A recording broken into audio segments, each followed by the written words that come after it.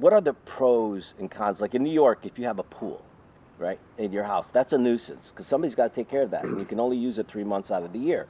So in Florida, where a lot of people are moving to, obviously, there's a lot of freedom here and there's a lot of great weather. But when you have a house, what values it and what devalues it when you're adding on? Because people love, sometimes they'll invest, right, and then they'll never get it on their return. So because it's a nuisance to the buyer. Yeah. What so is that? We use the terminology kind of loosely when it's our personal home. An investment is really an investment where you're going to gain. You're buying low and selling high because you're going to profit from that. When it's your home, it's generally not an investment. It's a place for you to live and enjoy being. So if you want to enjoy your home to its best potential and you want to add the expense of a pool, I recommend you doing so. But to say it's an investment, invest $80,000 to $100,000 and expect that to recoup that in 5 years when you sell your home, you're not. That reality is probably not real, because it may not add $100,000 value to your home. But it's just an opportunity for you to enjoy your home while you're there. Yeah. Well, a lot of people still have this mindset, and tell me if it's right or wrong. People are always talking to me. They're like, you know what I want to do? I just want to buy houses. I want to buy houses, redo them, and sell them. But a lot of people are getting stuck with these houses now, and they can't even lease them out. I mean, leasing is, at least something more people are doing these days, and it's expensive to lease. Yeah. But these people that are buying homes, doing the makeover, and trying to get a return on investment, is that still a big thing, or is that, because you mentioned that? So there's a lot of saturation. It's hard to find inventory homes. Back to an investment, it's hard to find an inventory home that is well priced, where you can invest $20,000 to $80,000 in a remodel to where it's be able to recoup your expenses. So I always say, talk to somebody like myself that looks at the market conditions before you start especially if you're new at it. You need to talk to somebody that's experienced in this area. I've got somebody that just did this. They paid too much for the property. They put $80,000 in it. I come in after the fact, after they've already bought the property. They didn't use me to buy it. And it's like you've already invested more than what you can get out of it. Yeah. And so now it's been on the market for a little while, and they realized where they were at after the effect. But I'd recommend talking to somebody that can help you make a good investment decision before you make the investment decision. And that's important, because see, when you're spending that kind of money, you might be sitting on it for a while, and you still have to pay the taxes, you still have to pay the insurance, you still have to pay everything that goes with it. So some people get stuck for almost a year of extra income they didn't plan on spending because they think they're going to flip quick. So it is important to talk to an expert first and say, hey, before I buy this property, what is it worth, the value? Yeah. And how much, if I put 80 into it, will I get that return? But you're not going to do something just to get break even. You're going to want to make a profit. Yeah.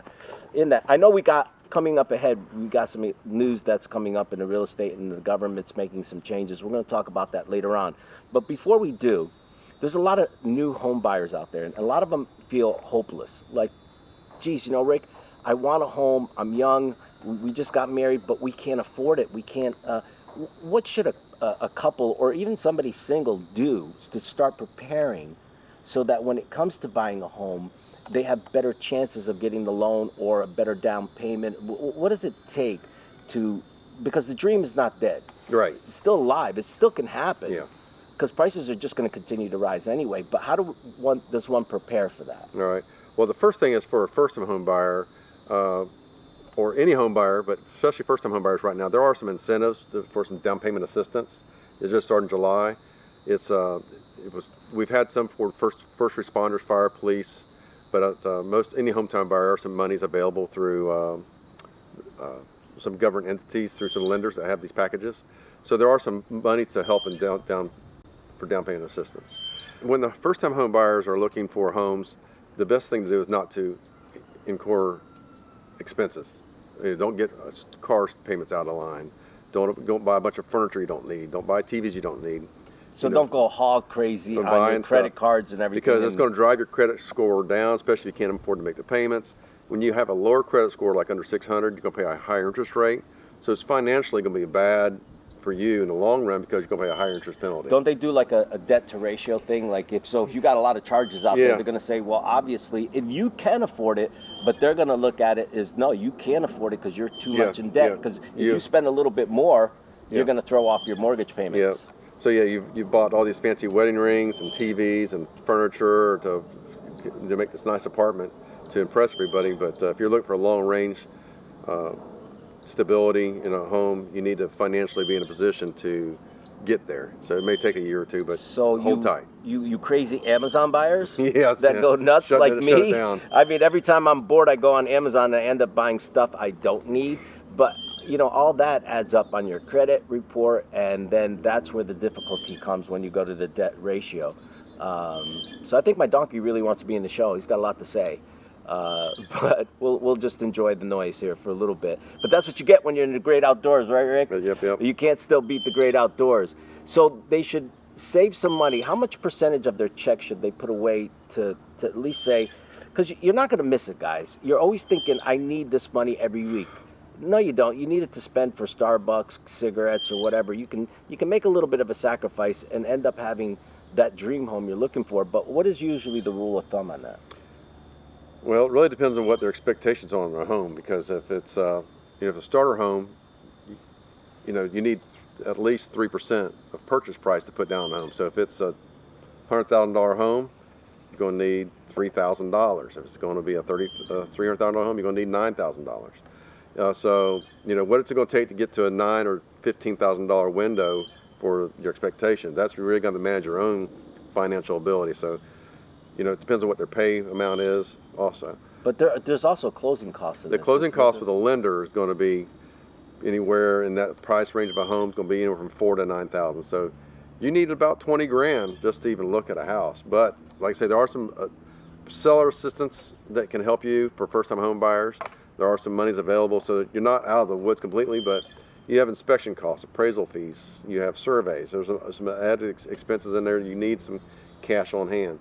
I have helped veterans with very money down, very money in. I had the seller help pay to offset the closing costs. Veterans and USDAs generally require no money down to purchase a home, and I've been very successful. I've had some veterans I've helped that have been hardly no money out of their pocket and get into a home. Wow. I wish I could have done that. No money out of the pocket. Yeah. Everybody's somebody's always got their hands out these days, especially when you're trying to save some, and that, it never fails when you're trying to save money and you're trying to do the right thing, but you got to make believe it doesn't exist. You put that money aside, like you said, maybe in a money market. Would that, be a good idea? Yeah, what I've generally done is have that money that you're wanting to save and allocate towards a separate account. Don't put it in your checking account. Put it in a separate account. It can be a savings account, a money market account, but have a separate savings account, whatever it may look like. So yeah, don't put it in your checking account. If you put it in your checking account, everybody thinks it's spendable then. Okay, so I'm a new home buyer. HOA, pros and cons. Well, it depends on the Association. It depends on the HOA, but some HOAs will benefit you and allow you to have a home that's in a setting that doesn't have a car jacked up on it and pulling the engine out in the front yard for 6 months at a time. We don't mind because we live out in the country. The guy could hang a car motor right here and we probably wouldn't care a whole lot. But no, it's actually an ornament. In the country, it's an ornament. But in some residential communities, you can get to a point where the neighbor beside you is not what you expect. So it devalues the property. It devalues your property, especially in that type of community. So it depends on the HOA. Some of them some HOAs have a lot of financial benefit. They provide the cable TV, the trash pickup, the water and sewer, sometimes including that fee. So you need to look at the total package. If it's, and also in HOAs, if you're buying into a community with HOAs, you need to make sure that they're funded. So if it's an older community and the community has paved roads in it, it's their responsibility to keep those paved roads up. Then you need to make sure there's enough money in their That's only reserve. If it's gated, right? Gated, gated community. But any community may have offset expenses, but they need to know what their money is in reserves before you buy into an HOA, because there could be some debts in there that are coming or are real that are going to be passed on to the HOA participants. So not only should you have your home inspected before you buy it, you should have your HOA reviewed. Yeah. And that's where a real estate agent. Now, I love all these Zillows online. I mean, that's great. It's great to see properties, but there's nothing like dealing with a human being who is their expertise is in protecting and seeing your best interests. I'd rather work with a Rick or with a Melissa or with an agent rather than working with a computer, because I can ask you more questions, and that's what you can't be afraid of. What are the questions people should be asking you rather than assuming? Well, some of the things that they need to find out is what their most of the time I got to find what their financial ability is, because a lot of times they really don't know. So they need to find what their financial ability is and where that income, where the financial money is coming from. So we got to establish that. The other items that we need to find is what do they really need to meet their home needs, the bedroom count, the office count. The big deal is having internet, but now that we have these AT&T and Verizon wireless boxes, you can about get any internet anywhere. Where it has in rural areas, people needed fast internet and couldn't get it. But in the last couple of years, we've kind of got around that problem. Well, I saw some people that were living in tents and they had the AT&T wireless, and they got fast internet speed. Yeah. So some of those things I've actually generally for me is I try to look out for the customer's best interests. If I do so, then I'll get financially rewarded in that process. So it's I've lost sales because I said this home doesn't have internet. And they go, "You're kidding me." I said, "No, there's no internet here." So they're like, "What do you mean?" I said, "Well, you can check, but there's no internet service available in this area." Well, the house you sold me has no internet. Yeah. Well, you knew that. They have a certain company, and I knew that. They have a certain company that does provide internet, but you're lucky if you get it. So I went out and got the AT&T wireless, and let me tell you, that thing is running all my cameras. It is fast. I don't have to worry about any fiber lines coming in. So especially if you're in a rural area, works out really good. Mm-hmm. But you know what? I can save you a lot of money, a lot of time, and a lot of headaches. Just be a squatter. Well, don't you get the house for free? Not in Florida, but in most states, if somebody's on vacation, you just go in, squat it, and it's yours. Or is that law finally starting to kick in where they're protecting people? I think you got to look for your local authorities for all that information. But yeah, it's not a good situation for us to be in. It'd be nice if we could change some of the laws to accommodate the property owners and not allow someone to trespass on your property. Right now, we're not in a good position. Yeah, well, Florida, I think, has that law in place where you can't squat anymore. It's not as easy for a squatter. Yeah. And I get it. People, are looking for a home, but when it's already occupied, it's not a good thing. But compared to houses are having a hard time selling. Let's talk about brick and mortar, because a lot of companies are going out of sale. I mean, they're going out of business. You got all these major box department stores going out, and these buildings are empty. The real estate on that used to be hot to have, commercial real estate. Is that true anymore, or? Well, locally here in our demographics, commercial property is still very desirable. It's got an opportunity to flourish and be profitable in a lot of our niche areas, just because we still have growth here. It's maybe slowed down, but it's coming back. So we still have one thing for us locally is we don't have a lot of commercial properties. So what we do have is properties that are desirable, because we're not overabundant, like Orlando or New York. There's probably their makeup, they may have 20% of their land is commercial, where we're probably 1 or 2%. Yeah.